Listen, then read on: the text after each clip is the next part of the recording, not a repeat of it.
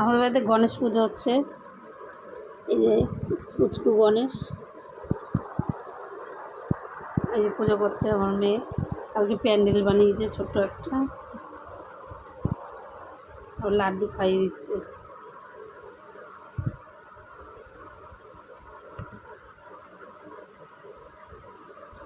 জলও খাইয়ে দিচ্ছে। প্যান্ডেলটা কেমন লেগেছে বলবো, সবাই কমেন্ট করো। গণেশ পুজোর